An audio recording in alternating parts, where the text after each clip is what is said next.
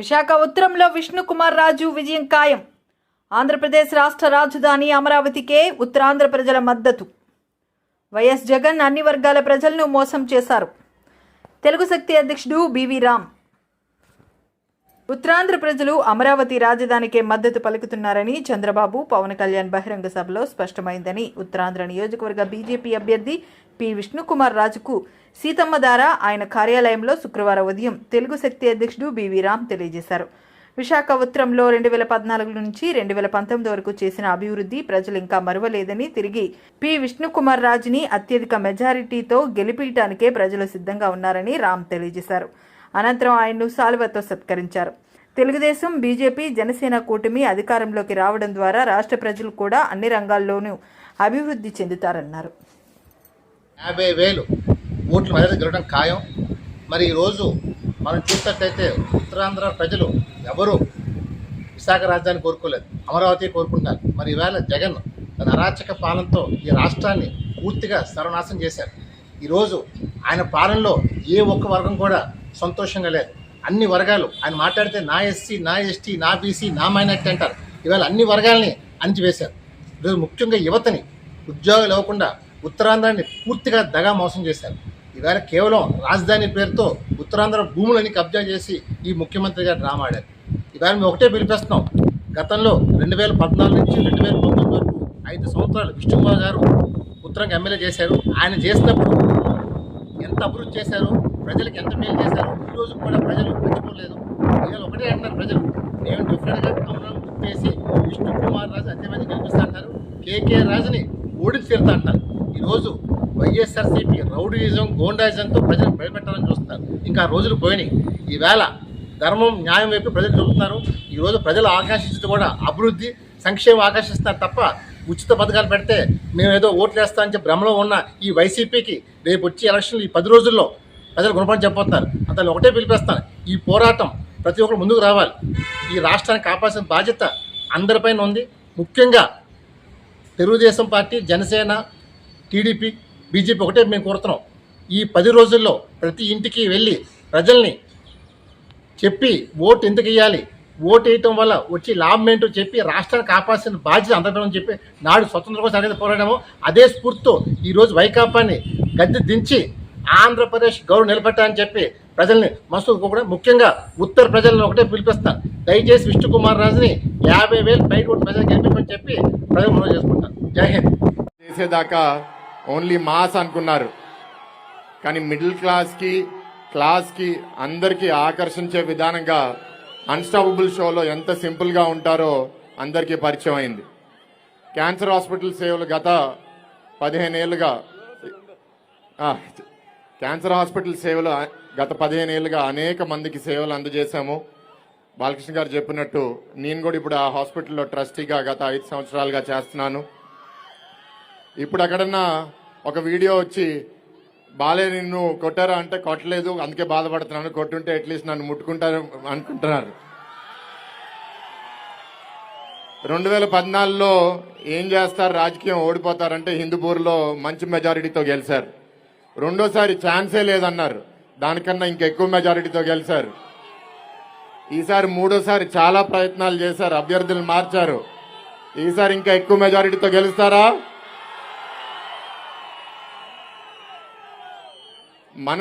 మనసు మంచిగా ఉన్నప్పుడు మంచి పనులు జరుగుతాయండి. దానికి బాలకృష్ణ గారే ఉదాహరణ. ఇవాళ రాజకీయంలో, సినిమా ఇండస్ట్రీలో చాలా మంది ఏంటంటే మాస్క్స్ వేసుకుంటారు, వాళ్ళ నిజస్వరూపం ఏంటో తెలియదు. కానీ బాలకృష్ణ గారు అంటే మనసులో ఏముందో నోరులో, మొహంలో అదే ఉంటది. అట్లాంటి వాళ్ళు చాలా అరుదుగా ఉంటారు. ఇట్లాంటి వాళ్ళు మా అందరికీ ఆదర్శవంతమైన నాయకులు. నా మామగారు అవడం అనేది నా అదృష్టంగా నేను భావిస్తున్నాను. ఇవాళ ఈ ప్రభుత్వం ఏ అన్యాయం చేసిందనేది ఆల్రెడీ గణబాబు గారు, విష్ణురాజు గారు మాట్లాడారు. వాళ్ళు చెప్పినవన్నీ నేను మళ్ళీ రిపీట్ చేయను. కానీ ఇక్కడ చాలా మంది యువకులు కనపడుతున్నారు. మీలో ఎంతమందికి 5 సంవత్సరాల్లో మంచి ఉద్యోగాలు వచ్చినాయి? ఎవరికన్నా వచ్చినాయా? మీలో ఎంతమందికి మంచి ఉద్యోగాలు కావాలో చేతులు ఎత్తండి. మరి ఈ ప్రభుత్వం ఏం చేస్తుంది? 2014 నుంచి 19 మధ్యలో ఇండస్ట్రీస్ మినిస్ట్రీ ద్వారా తెలుగుదేశం ప్రభుత్వం బీజేపీ ప్రభుత్వంలో 5 లక్షల ఉద్యోగాలు రాష్ట్ర వ్యాప్తంగా సృష్టించాం. ఉట్టి విశాఖపట్నంలో 70,000 ఉద్యోగాలు తీసుకొచ్చాం. ఈ 5 సంవత్సరాల్లో కూడా ఉద్యోగాలు సృష్టించారు. ఏంటో తెలుసా? వాలంటీర్ ఉద్యోగాలు. వాలంటీర్ ఉద్యోగాలు బ్యాడ్ అనట్లే, కానీ డిగ్రీ చదివిన వాళ్ళు, బీటెక్ చదివిన వాళ్ళకి 5,000 రూపాయల ఉద్యోగం సరిపోతుందా? ఇందాక గణబాబు గారు అన్నట్టు ఈ వైసీపీ ప్రభుత్వం పేదల పట్ల ప్రభుత్వం కాదు, మిమ్మల్ని పేదరికంలో ఉంచే ప్రభుత్వం. మీరు పేదరికంలో ఉండిపోవాలి. ఎందుకంటే వాళ్ళు మీకు కొన్ని బిస్కెట్లు వేస్తారు, మీరు ఎదగకూడదు, మీరు తలెత్తకూడదు, మాట్లాడితే మీ మీద కేసులు.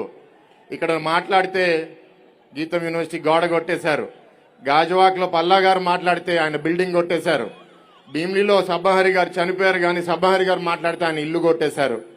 ఇలా అందరినీ కొట్టుకుంటూ పోతే రేపు గెలిస్తే మిమ్మల్ని వదులుతారా? మిమ్మల్ని వదులుతారా? ప్రభుత్వం మార్చుకునే బాధ్యత మనందరి మీద ఉంది. ఇక్కడ ఎలాగైతే మీరు అందరూ ఉత్సాహంగా ఉన్నారో రేపు మీరు అదే ఉత్సాహం ఓటింగ్ బూత్లో కూడా చూపించవలసిందిగా కోరుతున్నాము. ఇందాక గణబాబు గారు కూడా చెప్పారు, హాస్పిటల్ ద్వారా అనేక మెడికల్ క్యాంపులు ఈ అంతా ప్రాంతం ఉత్తరాంధ్ర ప్రాంతంలో ఓవర్ 100 మెడికల్ క్యాంపులు చేస్తే ఇంచుమించు 1,00,000 మంది దాని ద్వారా వైద్య సేవలు అందజేసుకున్నాం. మొన్న నార్త్ నియోజకవర్గంలో అక్కడ క్యాంపు జరుగుతుందని నాకు తెలియని కూడా తెలియదు, కానీ ఆ క్యాంపు ఎప్పుడు లేని విధంగా ఆయన మీద పోటీ చేసే అభ్యర్థి అనుకుంటా పోలీసులు పంపించి వేధించి ఆ క్యాంప్ ఆపిచ్చాడు. అంటే పేదవాళ్ళకి ఉచితంగా వైద్య సేవలు అందజేయడం కూడా వాళ్ళు తట్టుకోలేకపోతున్నారు. రాష్ట్ర అభివృద్ధి సంక్షేమం చంద్రబాబుతోనే సాధ్యమని, అందుకే అన్ని వర్గాల ప్రజలు కూటమికి మద్దతునిచ్చి అధికారంలోకి తీసుకురావాలని కళా వెంకట్రావు కోరారు.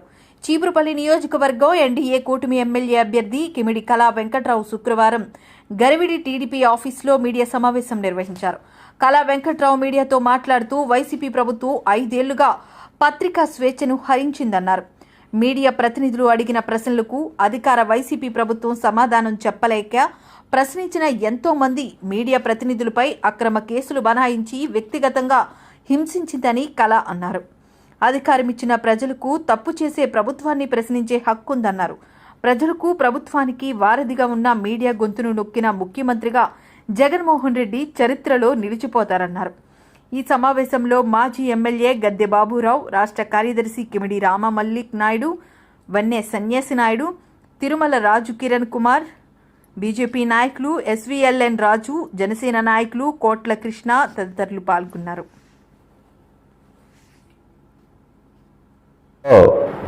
పత్రికలకు ఫ్రీడమ్ ఉండాలనుకునే వాళ్ళు, పత్రికా స్వేచ్ఛను కోరుకునే వాళ్ళు, మరి జరుగుతుండేటటువంటి అన్యాయాన్ని పత్రిక ద్వారా ప్రశ్నించాలనుకునే వారికి అందరికి కూడా నా మనవి రిక్వెస్ట్ ఏంటంటే, సమయం ఆసన్నం అయింది.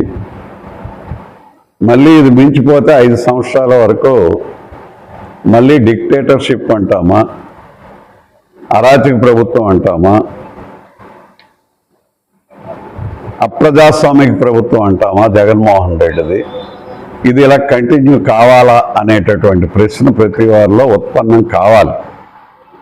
రాబోయే 10 రోజుల్లో 13వ తేదీన ఆ ప్రభుత్వానికి, జగన్మోహన్ రెడ్డికి, వైఎస్ఆర్ కాంగ్రెస్ పార్టీకి చరమగీతం పాడాల్సినటువంటి అవసరం ఉంది. సమయం ఆసన్నం అయింది. వేమరపాటు పనికిరాదు. రాజ్యాంగ వ్యతిరేక ప్రభుత్వాన్ని పారద్రోలి ప్రజాస్వామ్యంగా అభివృద్ధి సంక్షేమ ధ్యేయంగా పనిచేస్తుండేటటువంటి చంద్రబాబు నాయుడు గారు అభివృద్ధి సంక్షేమం రెండూ ఆయనకి 2 కళ్ళుగా గత 15 ఏళ్ళు మనం చూసాం. ఆయన హయాంలో అభివృద్ధి చెందింది రాష్ట్రం, సంక్షేమం కూడా సక్రమంగా అందింది. మళ్ళీ ఇప్పుడు ఆ 2 రావాలని అంటే ఆయనకి ఓటేసి తీరాల్సిందే. చారిత్రక ఆవశ్యకత చంద్రబాబు నాయుడు గారు ముఖ్యమంత్రి అవ్వాల్సినటువంటి అవసరం ఉంది. అందువల్ల అవి తీరాలి, ప్రజలందరూ కూడా సహకరించాలి అని చెప్పి ఈ పత్రికా స్వేచ్ఛ దినోత్సవం రోజున ఏదైతే ప్రజాగలం మా ఉమ్మడి మేనిఫెస్టో ఉందో ఎన్డీఏది, ఈ ఉమ్మడి మేనిఫెస్టోలో అనేకమైనటువంటి కార్యక్రమాలు ఇచ్చున్నాం. దాన్ని కూడా మీ ముందు ఇచ్చేస్తున్నాం. ఈ ఉమ్మడి మేనిఫెస్టో వల్ల ఎస్సీ, ఎస్టీ, బీసీ, మైనార్టీ వాళ్ళతో పాటుగా బీసీలకు ప్రత్యేకంగా ఇందులో ఒక ప్రత్యేక స్థానం ఇవ్వడం జరిగింది. వాళ్ళలో కూడా కొన్ని క్యాస్ట్లకి సోషల్ స్టేటస్ అవసరం అయి ఉంటుంది కాబట్టి ఆ సోషల్ స్టేటస్ కూడా ఇస్తామన్నది మేనిఫెస్టోలో పొందుపరచడం జరిగింది. ఈ ఏవైతే నేను చెప్పినటువంటి ఈ నిమ్న జాతులు, మైనార్టీలు, బీసీలు ఉన్నారో వీళ్ళకి సంబంధించినటువంటి సబ్సిడీ లోన్స్ కానీ వీళ్ళకి సంబంధించినటువంటి కార్పొరేషన్స్, ఫైనాన్స్ కార్పొరేషన్స్ వాటి ద్వారా సబ్సిడీలు ఇస్తూ వాళ్ళ అభ్యున్నతికి ఉపయోగపడినటువంటి స్థితి దేశంలో జరుగుతుంది. ఆంధ్రప్రదేశ్లో కూడా జరిగేది. గత 5 సంవత్సరాలు డైరెక్టర్లు వేసాం, కార్పొరేషన్లు 57కి పెంచాం, చైర్మన్లు పెట్టాం, కూర్చోవడానికి కుర్చీ లేదు, ఆఫీస్ పెట్టడానికి ఆఫీస్ స్పేస్ లేదు. ఇది జగన్మోహన్ రెడ్డి మార్కు డెవలప్మెంట్. అందువల్ల ఇది ఈ జాతులన్నిటికి కూడా బీసీలందరికీ నిరాశ, నిస్పృహ వచ్చింది. ఇవాళ మన విద్యుత్ ధరలు 7 సార్లు పెంచాడు. ఇప్పటికి ఆర్టీసీ ధరలు 5 సార్లు పెంచాడు. పెట్రోల్ ధరలు అయితేనేమి, రేట్ అయితేనేమి, లేకపోతే డీజిల్ రేట్లు అయితేనేమి, అలాగే ఇంటి పన్ను, నీటి పన్ను, అలాగే ఆస్తి పన్ను, అలాగే చెత్త మీద కూడా పన్ను పెంచేశావు. వాటిలన్నింటినీ తగ్గించడానికి సిద్ధమా? మాయల మోసాలకి సిద్ధమా? అక్రమాలు, అన్యాయాలకి సిద్ధమా? ఇక ముందు 100 ఏళ్ల ప్రజలకి దొరకకుండా ఇసుక పాత్రలు తవ్వేశాడు. మరి ఈ యొక్క చీప్ లిక్కర్ పేరుతో, జే బ్రాండ్ పేరుతో ఈ మద్యాన్ని ఏరులో పారిస్తున్నాడు. లక్షల కోట్లు దోపిడీ చేస్తున్నాడు. అలాగే ఈ యొక్క ప్రభుత్వం తయారు చేసే చీప్ లిక్కర్ ని తాగి ఎంతో మంది ఆడపడుచులు వాళ్ళ తాలిబట్లను తెచ్చుకున్నారు. వాళ్ళకి సమాధానం చెప్పడానికి సిద్ధమా అని అడుగుతున్నాను. అలాగే ఇక్కడ విశాఖపట్నం ఉంది. ఇవి మనం చూస్తాం. రాష్ట్రం అంతా కూడా ఈ యొక్క ఏదైతే సారాసారుడు జగన్ సారాసారుడు అన్నమాట.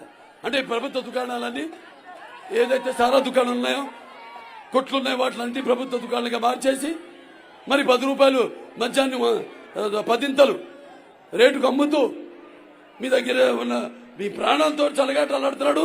మీ దగ్గర డబ్బును కూడా దొబ్బేస్తున్నాడు. ఇది అతను చేసే పాలన. ఇక్కడ చూసుకుంటే కొండ, గుట్ట, రాయి, మట్టి, పాషాణం నుండి చెరువులు, గడ్డలు, అలాగే ఈ కాలువల వరకు కాదేది అమ్మకానికి అనర్హం. అలాగే ఫారెస్ట్ భూములు, అటు ముచ్చర్లు అయితేనేమి, బాకుల పాలెం అయితేనేమి, లేకపోతే ఈ కుసలవాడ మొదలైనవి ల్యాండ్ రిఫార్మ్ భూములు అయితే, ఇవ్వాల్సిన భూములు అయితేనేమి, ప్రభుత్వ భూములు అయితేనేమి, పొరంబొక్కు భూములు అయితేనేమి, అలాగే సిఆర్సెట్ భూములు, ఎండోమెంట్ భూములు, అసైన్ భూములు తోకాగా కబ్జా. ఇది వీళ్ళు ప్రభుత్వం చేసేది. అలాగే ఎల్జీ పాలిమర్స్ అక్రమంగా 200 ఎకరాల యుఎల్సి భూములు కొట్టేసి రియల్ ఎస్టేట్ వ్యాపారం చేస్తున్నాడు జగన్ ఇక్కడ. అలాగే రిషికొండ, అలాగే మన ఈ యొక్క బే పార్క్ కబ్జా చేశారు. అలాగే విశాఖ నడిబొడ్డులో ఉన్న సిపిసిఎన్సి ఏదైతే భూములు భారీ కబ్జా, తప్పుడు పత్రాలతో 100 కోట్ల ప్రభుత్వానికి ఎసరు పెట్టాడు ఈ ఎంఈబి మూర్తి. ఇప్పుడు ఎంఈబి సత్యనారాయణ. అలాగే దశపల్ల సుమారు 25 ఎకరాల అత్యంత ఖరీదమైన భూములు తప్పుడు పత్రాలతో న్యాయస్థానాలు మోసం చేసి కోట్ల రూపాయలు కొట్టారు ఈ Jagan and co. Jagan and co అంటే అర్థమైందిగా మీకు ఎవరో? బొత్స, ఈ యొక్క ఎస్వి సుబ్బారెడ్డి, విజయసాయిరెడ్డి అండ్ జగన్. దుష్ట తత్తుష్టయం వీళ్ళు నలుగురు కలిసి జగన్ అండ్ కో. దాంతో విశాఖ నగరంలో మహిళల కోసం మరి 38,000 కోట్ల రూపాయలు విలువ చేసే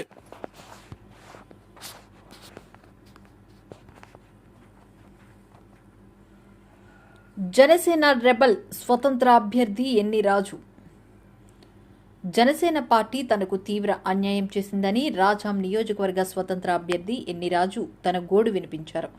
3 సంవత్సరాలుగా జనసేన పార్టీ బలోపేతానికి కృషి చేసిన ఆయనకు పార్టీ తగిన ప్రాధాన్యతను ఇవ్వలేదన్నారు. తీవ్ర వెనుకంజలో ఉన్న పార్టీ అభివృద్ధి కోసం తాను అహర్నిశలు కష్టపడి పనిచేశానన్నారు. క్షేత్రస్థాయి నుండి విస్తృతంగా ప్రచారం చేసి రాజాం నియోజకవర్గంలో జనసేన పార్టీకి మూలాలు ఏర్పాటు చేశానన్నారు. అయితే పార్టీ తనకు చేసిన దాష్టికానికి తీవ్రంగా మనస్తాపం చెందానన్నారు. ఈ సందర్భంగా శుక్రవారం ప్రెస్ మీట్ ఏర్పాటు చేసి ప్రింట్ అండ్ ఎలక్ట్రానిక్ మీడియా ప్రతినిధులకు తన గోడు వెళ్లగక్కారు. జనసేన పార్టీ రాజాం ఇలాకాలో తీవ్ర వెనుకంజలో ఉన్న సమయాన పార్టీలో చేరి పార్టీ బలోపేతానికి కృషి చేశానన్నారు. విశాఖపట్నంలో పవన్ కళ్యాణ్ చేపట్టిన జనవాణి కార్యక్రమంలో జన సైనికులను, జనసేన నాయకులను 94 మందిని అరెస్టు చేస్తే వారందరికీ బెయిల్ ఇప్పించడంలో కీలక పాత్ర పోషించానని ఆయన తెలిపారు. అయితే తన 3 ఏళ్ల కష్టాన్ని పార్టీ గుర్తించకపోవడం దౌర్భాగ్యమన్నారు. ఎన్డీఏ కూటమిలో భాగంగా రాజాంకు కొండ్రు మురళిని ఎమ్మెల్యే అభ్యర్థిగా ప్రకటిస్తున్నామనే విషయాన్ని కూడా తనకు కనీస సమాచారం ఇవ్వకపోవడం శోచనీయమన్నారు. తనకు జరిగిన అన్యాయానికి ఆత్మాభిమానం చంపుకోలేక జనసేన రెబల్గా నామినేషన్ దాఖలు చేయడం జరిగిందన్నారు. అయితే జనసేన అధినేత పవన్ కళ్యాణ్ గాని, స్థానిక కూటమి ఎమ్మెల్యే అభ్యర్థి కొండ్రు మురళి గాని సంప్రదింపులు చేపట్టకపోవడం దారుణమన్నారు. తనలా ఎంతో మంది జన సైనికులు తెలుగుదేశం పార్టీలో ఇమడలేక, అధిష్టానం మాట గౌరవించలేక సతమతం అవుతున్నారని తెలిపారు. అందుకే తాను స్వతంత్ర అభ్యర్థిగా పోటీ చేసి ప్రజా క్షేత్రంలో తేల్చుకుంటానని చెప్పారు. కష్టపడి పనిచేసిన తనకు ప్రజల మద్దతు ఉంటుందన్నారు. తన సేవలకు గుర్తింపిస్తారనే నమ్మకం ఉందని ధీమా వ్యక్తం చేశారు. మే 13న జరగనున్న ఎన్నికల్లో కొండ గుర్తుపై అమూల్యమైన ఓటు వేసి గెలిపించాలని అభ్యర్థించారు. రాజాం నియోజకవర్గంలోని ఓటర్లు, ముఖ్యంగా జన సైనికులు తన సేవలను గుర్తించి శాసనసభ్యునిగా అసెంబ్లీకి పంపాలని కోరారు. జనసేన రెబల్ స్వతంత్ర అభ్యర్థి ఎన్ని రాజు తన మాటల్లో పత్రికాముఖంగా తెలియజేయడం జరిగింది. గతంలో కూడా రెబల్ గా మమ్మల్ని ఏ రోజైతే ఈ పొత్తుల ధర్మంగా తెలుగుదేశంకి ప్రకటించారో, కోండ్రు మురళి గారికి ప్రకటించారో, ఆ రోజు నుండి కూడాను మమ్మల్ని పట్టించుకోవడం లేదనే ఉద్దేశంతో మేము జనసేన రెబల్ గా వేస్తాము, ఒక 5 రోజుల్లో మీరు కానీ మాకు సరైన ఇది కల్పించకపోతే పోటీ చేయడం జరుగుతుందని కూడా పత్రికాముఖంగా ప్రెస్ మూలంగా తెలియజేయడం జరిగింది. ఈ ధర్మిలా అధిష్టానం పట్టించుకోలేదు. అదేవిధంగా ఇక్కడైతే ఈ పొత్తుల్లో తెలుగుదేశం పార్టీ అభ్యర్థి నాకు అవమానపరిచినట్టు చేసే విధానాన్ని నేను తీవ్రంగా ఖండిస్తున్నాను. ఎందుకంటే పోటీ చేసే వ్యక్తి ఈరోజు పవన్ కళ్యాణ్ గారు కూడా ఆ యొక్క నియోజకవర్గంలో అక్కడ ఇన్ఛార్జిగా ఉన్న తెలుగుదేశం అభ్యర్థి ఇంటికి వెళ్లడం జరిగింది, అతని సహాయం కోరడం జరిగింది. ఏ రోజైతే ఈ పొత్తుల ధర్మంలో తెలుగుదేశం జనసేన పొత్తుల్లో ఉందో ఆ రోజు ఒక సమన్వయ కమిటీ మొదటగా జరిగింది. ఆ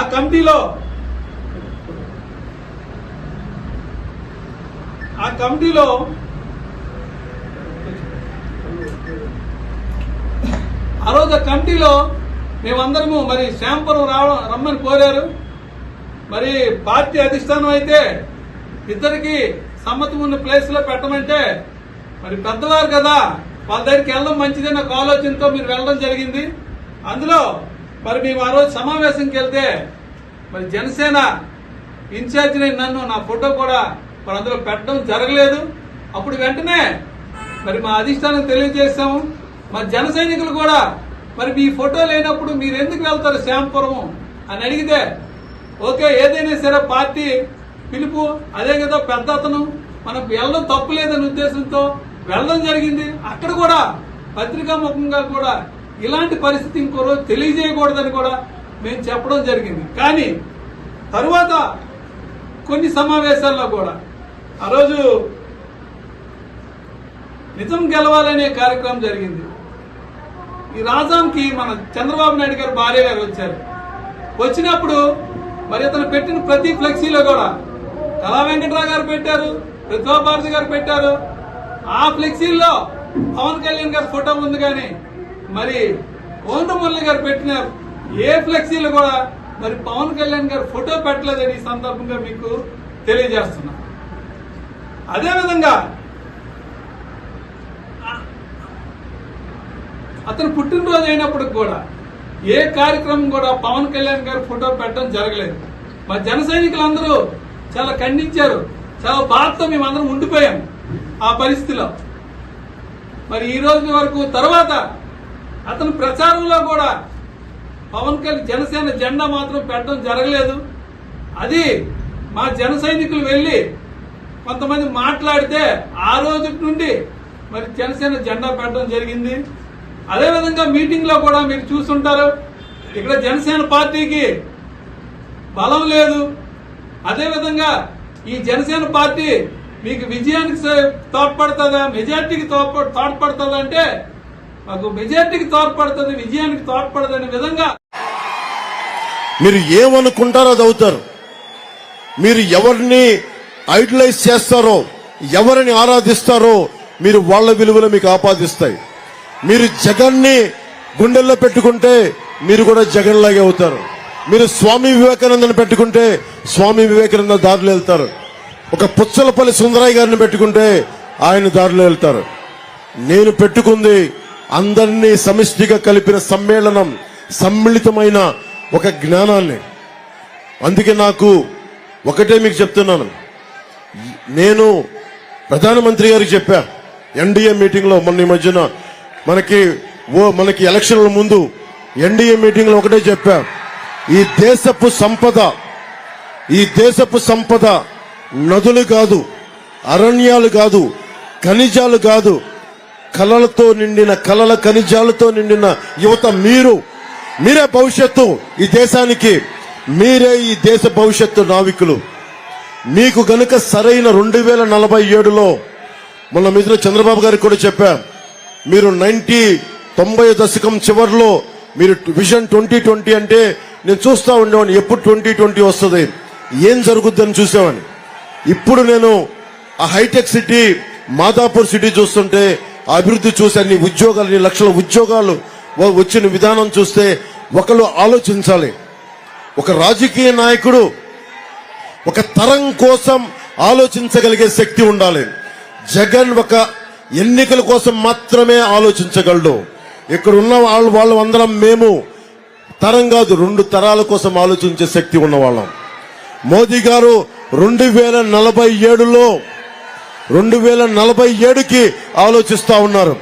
భారతదేశం సూపర్ పవర్ అవ్వాలి అంటే మన భారతదేశంలో భాగం ఆంధ్రాలో భాగం భవిష్యత్తు మీరే, సింహభాగం మీరే.